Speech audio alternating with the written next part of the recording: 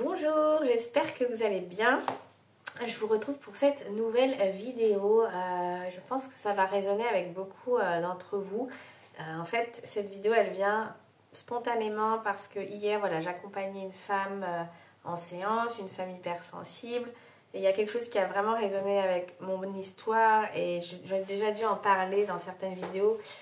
Dans cette idée que bien non, ce n'est pas dans ta tête, ce n'est pas dans votre tête. Votre réalité, elle est bien réelle, elle est légitime et elle a de l'importance.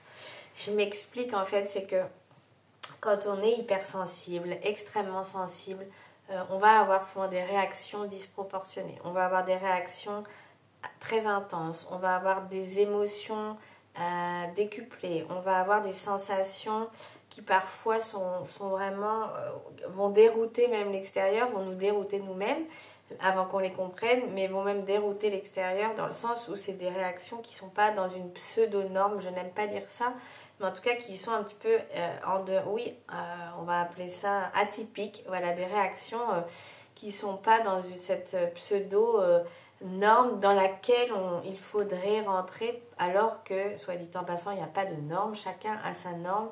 L'important, c'est d'aller retrouver qui je suis, de pouvoir accepter qui je suis et de rentrer dans cette belle relation avec moi pour me soutenir au quotidien. Voilà, ça c'est ma parenthèse. Mais en fait, l'idée est de dire que du coup, on va avoir des réactions parfois très fortes et qu'on ne comprend pas et on ne va pas être compris, on ne va pas être validé, on ne va pas être sécurisé dans ces réactions. Et donc cette personne, elle me partageait hier qu'enfant, donc déjà très jeune, elle a compris que déjà très jeune, elle était très sensible. Elle ne le savait pas, enfant bien sûr, mais c'est en devenant adulte maintenant et dans le chemin qu'on fait ensemble aussi qu'elle le comprend. C'est qu'elle avait déjà des réactions très fortes, liées beaucoup à ce qu'on appelle l'hyperesthésie, c'est-à-dire que par exemple parfois des peurs ou des sensations, par exemple avec le bruit, on va dire, ou avec la chaleur, ou par exemple des sons étaient extrêmement forts, la dérangeait énormément, mais personne ne voulait la croire ou ne valider vraiment sa réalité intérieure. Donc elle restait toute seule avec cette sensation enfant du bruit qui la dérangeait, qui la gênait, qui lui créait du stress et de l'anxiété, avec l'impression que l'extérieur la jugeait ou la trouvait bizarre ou la trouvait pénible ou que c'était des caprices ou que c'était chiant, voilà, pour être mal poli. Du coup, voilà. Et pareil pour, par exemple, un autre exemple où elle pouvait avoir une sensation vraiment d'avoir parfois très très très froid, même s'il pouvait faire chaud et bien sûr, et les gens ne comprenaient pas et la faisaient vraiment passer pour la personne très pénible. Et en fait, c'est quelque chose qui a résonné très fort avec moi parce que je l'ai connu beaucoup dans mon enfance, dans mon adolescence, dans ma vingtaine et même aujourd'hui, après mes plus de 10 ans de chemin intérieur, forcément, je reste l'hypersensible que je suis, même s'il y a eu un profond apaisement intérieur. J'ai toujours des réactions qui sont en dehors de la norme, du fait d'une hyperesthésie, du fait d'une hypersensibilité, qui fait partie intrinsèque de qui je suis. Voilà, ça n'a pas... Vous voyez ce que ça fait partie de moi, donc... Mais j'ai appris bien évidemment maintenant à le nommer, à en parler, à me gérer, je dirais moi-même, surtout à avoir une empathie profonde pour ce que je vis. Donc je ne vais pas me compromettre, me suradapter ou etc. Et ça c'est tout le travail sur soi qui amène ensuite à avoir cette autonomie avec soi et ça change la vie. Mais tout ça pour dire que si vous êtes un enfant, si vous avez été un enfant qui était déjà extrêmement sensible, qui vivait toutes ces réactions et que ça n'a pas été validé, que ça n'a pas été compris, que ça n'a pas été accompagné, ça a créé beaucoup de stress, ça peut créer beaucoup d'anxiété et ça crée une forme de solitude, de détresse intérieure parce qu'on ne comprend pas qu'est-ce qui fait que moi je réagis comme ça. Déjà l'extérieur n'a pas l'air de réagir pareil et mon parent ou mes proches n'ont pas l'air de valider ce que je ressens. Ils ont même l'air de le juger parfois, de le banaliser, de le renier, de le mettre de côté. Donc en fait, il faut imaginer que celle ou celui que vous étiez enfant ou adolescent, du coup, en a déduit des choses, vous voyez, émotionnellement, vous avez certainement dû rester tout seul avec ça, avec vos sensations, avec votre anxiété, avec pas forcément de repères extérieurs pour vous guider dans tout ça, pour vous sécuriser. Et donc forcément déjà ça vient sceller quelque chose de fort qui fait que on va avoir cette idée que peut-être qui je suis c'est pas légitime, qui je suis c'est pas normal, qui je suis c'est bizarre, comme je suis ça n'a pas sa place, ou dois être trop faible, trop sensible. Donc face à ça, qu'est-ce qui se passe quand on va grandir, devenir jeune adulte et puis adulte?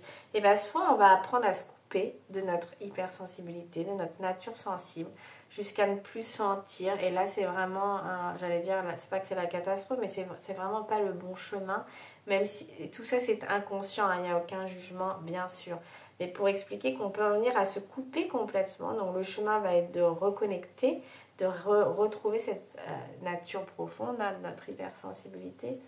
Et puis deuxièmement, c'est comme si on grandissait avec cette idée de toujours se conformer, se suradapter à un extérieur qui semblerait la norme, qui semblerait correct. Donc on va passer son temps et sa vie à se suradapter, à répondre à un extérieur, à être comme ça semblerait être. Donc on va prendre sur soi, on ne va pas vraiment dire ce qu'on ressent, on va garder les choses, on va presque s'excuser de demander pardon, de ressentir ce qu'on ressent. Et donc on va apprendre à garder tout ça, à ne pas dire, à rester avec ça parce qu'on ne veut pas trop déranger, parce que ça fait bizarre, parce que ça a l'air de... Parfois même, et je le comprends aujourd'hui en tant qu'adulte, de dérouter l'extérieur qui fonctionne. Une personne qui fonctionnerait sur un autre mode que l'hypersensible va être déroutée, va pas comprendre. Donc, mais ça n'empêche que vous avez le droit d'être comme vous êtes. C'est pas vraiment ça le sujet. Le sujet, c'est que de tout ça, ça va être de comprendre comment vous avez vécu déjà les choses enfant et comment ça vous a impacté. Et effectivement, si vous êtes resté longtemps seul, insécurisé avec toutes ces sensations qui étaient là au niveau des sens, que ce soit au niveau du bruit, au niveau du toucher, par exemple, au niveau de l'odorat, au niveau des yeux, au niveau oui, ce qu'on appelle tous nos sens, que vous avez vécu comme moi, ça pouvait l'être dans un monde où tout est décuplé, mais que l'extérieur ne comprenait pas, ne le validait pas, le banalisait. Vous avez grandi dans quelque chose, enfin, vous arrivez à un moment donné dans une forme de chaos parce que vous êtes comme si vous étiez un rond et puis vous avez essayé de rentrer dans un carré en permanence, sauf qu'au bout d'un moment, ça fait mal. Ça fait pas du bien. Il y a quelque chose à l'intérieur de vous qui se sent seul, peut-être en mal-être, en incompréhension. Qui je suis, comment je fonctionne, qu'est-ce que c'est que toutes ces réactions, que personne ne comprend rien, que moi-même je ne comprends pas, vous voyez, jusqu'à ensuite comprendre. Voilà, donc en gros, j'espère que vous me suivez. C'est vraiment, moi ça m'a touchée énormément parce que je sais comment c'est de vivre dans un corps qui ressent beaucoup, qui exprime beaucoup, où les réactions sont très fortes, et d'avoir un extérieur qui ne comprend pas, et du coup de devoir rester avec tout ça, d'être triste, d'être en colère. D'ailleurs c'est injuste d'avoir l'impression qu'il faut minimiser ce qu'on ressent alors que c'est notre réalité. Moi, ma réalité était comme ça. Ce n'était pas dans ma tête, c'était réel. Je ressentais et je peux ressentir toujours les choses aussi fortement et intensément. C'est ma réalité, et même si l'autre ne la comprend pas, la mienne est réelle, la vôtre est bien réelle. Le message fondamental de cette vidéo, c'est de vous dire que ça n'est pas dans votre tête, que ce que vous ressentez est bien réel, c'est légitime, ça a sa place à partir du moment où vous le ressentez comme ça. Et parce que certainement il y a une nature hypersensible qui fait que tout est exacerbé, et qu'en plus derrière il y a une accumulation qui fait que au bout d'un moment c'est l'explosion, hein, c'est le volcan, parce que tellement vous avez retenu tout ça, à un moment donné il va falloir que ça sorte. Et puis il y a une partie qui est très anxieuse, insécurisée, parce qu'en fait personne n'a jamais mis de mots ou rien, ou le contact qui serait venu rassurer, de simplement dire rassure-toi, c'est une émotion, rassure-toi, c'est une sensation, ça va passer, prends le temps de vivre ton émotion, prends le temps de respirer, de te poser. Voilà comment le parent aurait pu accompagner. Mais c'est vrai qu'à l'époque on ne parlait pas du tout aussi d'hypersensibilité. C'est une génération où on n'écoutait pas les émotions, on ne s'écoutait pas tout court. C'est des générations qui avançaient beaucoup avec le mental, des générations d'après-guerre presque, je dirais. Moi, j'ai 42 ans, donc forcément, nos parents, nos grands-parents ont vécu dans un autre schéma, un autre modèle, mais qui n'est plus le nôtre aujourd'hui. En tout cas, c'est ce que je pense, et qui n'est pas du tout celui des hypersensibles. Parce que quand on vit quelque chose d'extrêmement intense, c'est extrêmement réel, c'est notre réalité. Sachant qu'en plus derrière, il y a souvent d'autres choses qui s'expriment. Il y a non seulement l'hyperesthésie avec ce qui s'exprime, déjà dans la réaction liée à l'hypersensibilité, mais il y a très souvent, et ça c'était aussi dans mon histoire, aussi que des choses s'étaient exacerbées par rapport à des blessures, à des traumatismes. Donc c'est vraiment le chaos ensuite quand tout ça vient un peu se catapulter, c'est-à-dire l'hypersensible qui porte des blessures et des traumatismes et qui est carrément pas connecté qui ne sait pas qui il est, qui n'a jamais été accompagné et guidé, il est carrément dans le brouillard, dans le flou, sur des sables mouvants, j'ai envie de dire, et c'est un peu le chaos à l'intérieur.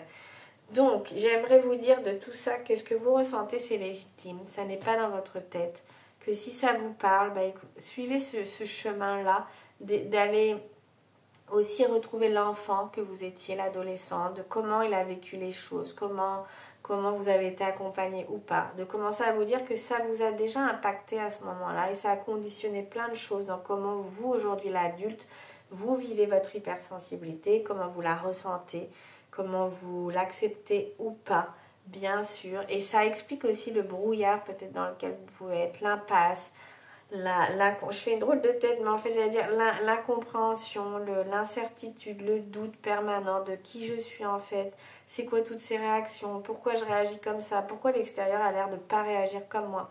En fait, c'est pas que vous avez un problème, c'est pas que vous êtes folle ou fou, c'est pas que vous avez une maladie mentale, c'est que vous avez un autre fonctionnement qui n'a pas été compris, et ça va être le moment maintenant de venir comprendre votre fonctionnement, trouver votre mode d'emploi, comprendre, libérer, apaiser l'enfant que vous avez été.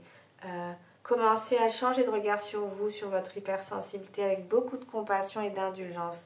Ah oui, ok, j'étais déjà hypersensible et j'ai jamais été accompagnée, donc je suis restée seule avec tout ça. C'est très anxiogène, c'est très insécurisant, croyez-moi, parce que c'est comme si, oui, vous vous êtes certainement beaucoup suradapté, vous avez fait beaucoup de compromis, vous avez pris beaucoup sur vous pour rentrer dans le moule quelque part, pour être accepté, pas trop dérangé, parce qu'on vous a peut-être trop souvent dit que vous étiez trop sensible, trop ceci, qu'il fallait être forte, qu'on vous a peut-être trop souvent dit qu'il fallait s'endurcir. Donc c'est un schéma dans lequel vous êtes parti inconsciemment, pensant que c'était le bon, mais c'est pas le bon en fait pour vous avec le fonctionnement qui est le vôtre. Vous voyez, ça va être important d'aller retrouver votre propre fonctionnement, d'aller légitimer qui vous êtes, votre hypersensibilité, réparer et guérir l'enfant à l'intérieur de vous, l'adolescent, et commencer à trouver le bon mode d'emploi, un pas après un autre, de qui je suis, comment je fonctionne, qu'est-ce qui est juste pour moi, comment moi j'ai envie de vivre mes émotions, comment je peux prendre le temps avec moi, apprendre à m'apaiser dans mon corps, comment je peux venir comprendre que dans certaines situations j'ai des réactions immenses, que le bruit va me déranger, que les variations de température vont me déranger, que certaines odeurs vont me déranger. C'est votre réalité, ne luttez pas avec, ne vous en voulez pas. Ne cherchez pas à effacer ou à éradiquer, parce qu'en fait ça fait partie de vous. Le chemin c'est vraiment l'inverse, c'est de venir faire un avec vous-même. Une équipe, j'ai envie de dire presque une équipe, une coopération avec vous-même, voilà, dans le respect, dans la compassion, dans l'amour, dans l'indulgence. C'est vraiment le chemin. Et là, vous allez pouvoir repartir à partir de vous dans l'accueil et sortir de ce conflit, de cette bataille, de ces jugements, de ces suradaptations, de ces obligations. Redonnez-vous le droit d'être qui vous êtes, de légitimer qui vous êtes. Quand vous êtes, en fait, c'est pas, il n'y a pas de, quand vous étiez plus jeune, c'est pas que vous faisiez bien ou pas bien, c'est juste que vous étiez déjà autrement avec un autre fonctionnement. Retrouvez qui vous êtes et apprenez à la valider, à aimer être qui vous êtes. C'est hyper important. Et à ramener beaucoup d'amour aussi à l'enfant où vous étiez, celle qui peut-être déjà vivait tout ça, s'est retrouvée seule, perdue, avec tout ça, avec personne qui a pu la valider, le reconnaître, comprendre. Et ça a continué et ça s'est accumulé et il y a des stratégies qui se sont mises en place à l'intérieur de vous, des mécanismes pour vous protéger, pour vous couper de certaines choses. Et c'est pour ça qu'aujourd'hui, certainement, vous êtes dans une impasse, dans le chaos, dans un mal-être. C'est pas parce que vous avez un problème, vous voyez, est-ce que j'ai un problème mental où vous êtes bizarre ou qu'il faut tout changer de vous. Non, c'est tout l'inverse. Vous êtes une belle personne, vous avez un talent immense, un potentiel immense. C'est juste qu'en fait, il faut faire le chemin inverse. C'est-à-dire qu'au lieu d'être dans le chemin de suradaptation permanente, de compromis, de presque vous changer vous-même, c'est de vous retrouver vous-même, de vous valider, de recréer les choses à partir de vous et d'aller comprendre que, ben ouais, c'était peut-être pas si simple que ça pour vous d'être hypersensible dans l'environnement dans lequel vous avez grandi. Parce que vous auriez eu besoin d'être plus entendu, plus compris, plus validé, avec plus de douceur, plus de réassurance, de tranquillité, de calme, et que peut-être vous avez été dans un schéma où ça allait très vite, où on ne s'écoutait pas, où il fallait avancer et pas se plaindre, et vous avez été ballotté comme ça, et ça vous ça a amené une profonde détresse intérieure au fil des années. Voilà. Et vous allez pouvoir retrouver de la joie, vous allez pouvoir retrouver de l'harmonie, de la confiance, de la sérénité si vous faites ce chemin inverse de déconstruire pour aller reconstruire à partir de vous. Et le mot, ça sera vraiment légitimer. Ce n'est pas dans votre tête. Votre réalité intérieure, elle est réelle. Vos ressentis ne sont pas imaginaires. Ils ont leur place. Ils ont leur place parce que vous avez votre place, que vous avez le droit d'être qui vous êtes. Que ce que vous ressentez, c'est réel, ça a de la place. Et peu importe si l'extérieur ne le comprend pas, la clé c'est que vous puissiez vous comprendre et vous valider. Et vous verrez que déjà à partir de là, ça va être un profond soulagement que de vous dire, mais en fait, je peux être qui je suis et c'est bien. Et je comprends que si je suis moi et que j'arrive à valider et à suivre le mouvement de moi-même, ça va être un apaisement profond. Je ne vais plus avoir à lutter avec moi en fait. Et ça change déjà beaucoup de choses. Cet accueil de qui vous êtes. Allez, c'est fondamental. Voilà, j'espère que cette vidéo vous aura parlé. Rassurez-vous surtout que vous êtes normal. Ce n'est pas vous le problème. Le problème, c'est simplement qu'il va falloir aller faire les choses dans un autre sens.